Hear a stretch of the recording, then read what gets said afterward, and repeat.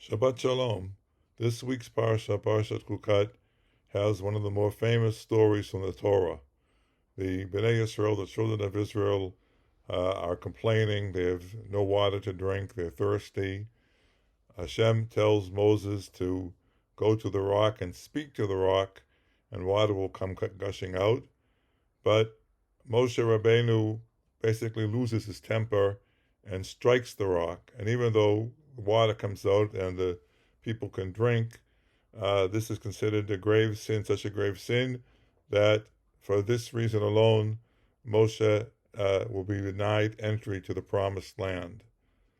Now, the background to the story is clear to most people, but I think only to some extent. The Torah tells us that when the Bnei Yisrael reached Kadesh, Miriam died, Moses' sister and a great prophetess herself.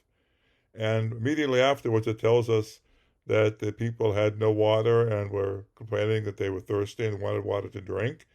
And this leads us to the story of the so-called well, Miriam's well, Be'erah Miriam, that was accompanying the Jewish people on the entire years of wandering through the desert.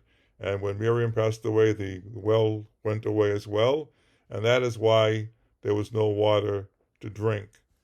But I think to fill in the story and get some more insight as to what was going on, we have to first look at the full background. So when we read the opening pasuk, the opening verse of the story, we see that it says that Vayavo b'nei Yisrael kol ha'edah midbar tzin b'chodesh harishon vayeshev ha'am b'kadesh v'tamet sham Miriam v'tikaver sham.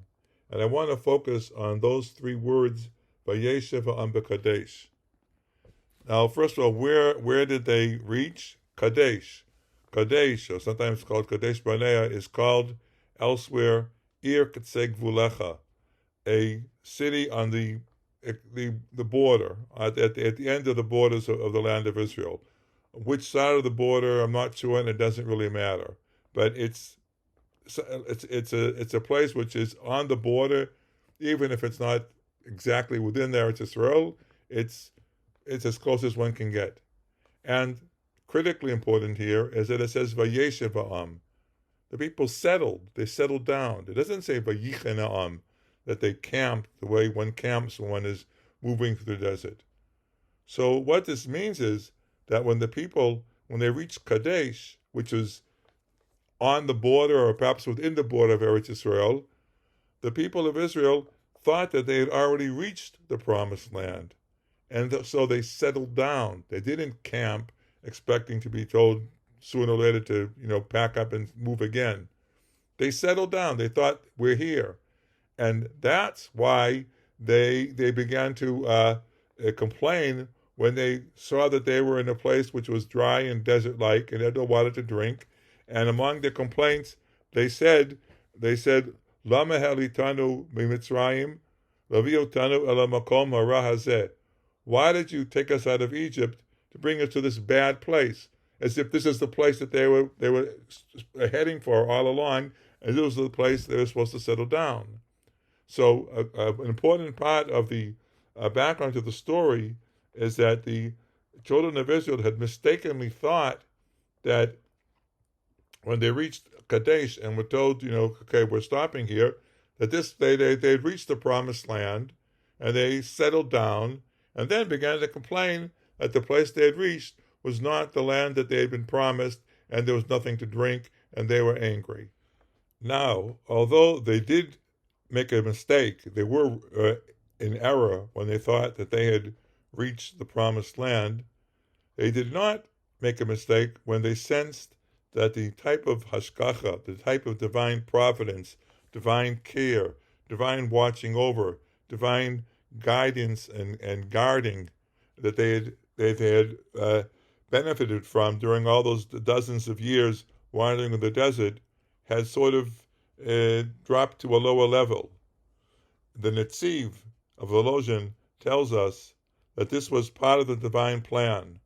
God knew that the move from the type of what he calls Hanagan Nisit, uh, being led by a miraculous way of getting along in life with the God sending down their food every day in the form of man, and the well of Miriam giving them water wherever they happen to camp, and with God watching over them 24 hours a day, and Moses there to pray on their behalf, particularly when they sinned.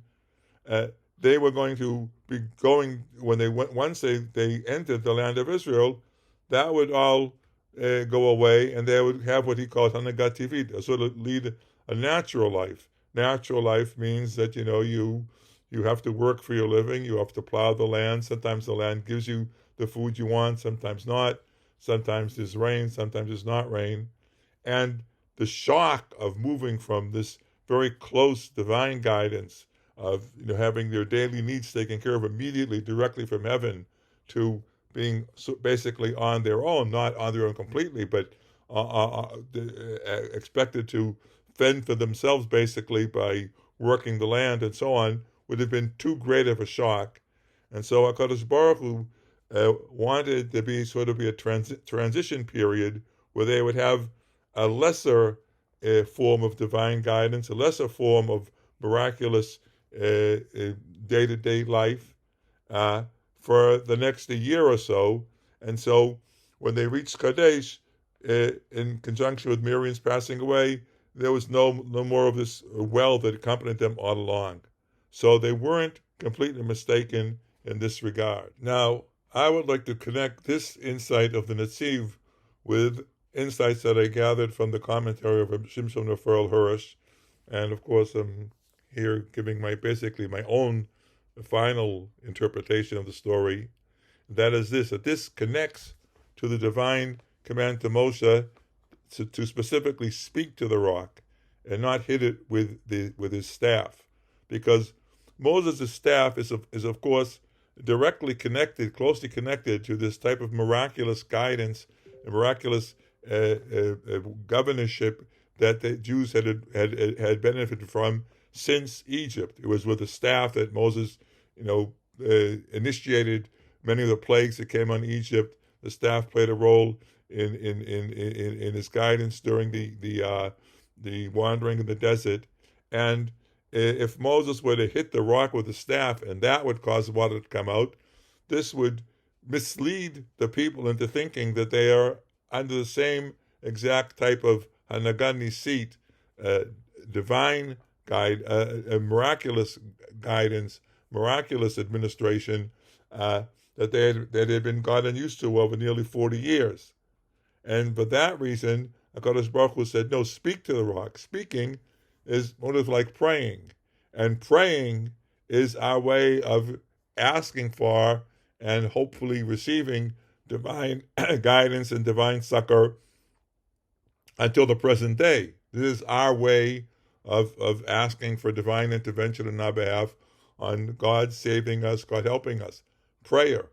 So it was critically important that they see that Moses spoke to the rock, that it was his speaking, his praying, also his hora'ah, his giving instruction, which is also an important part of Jewish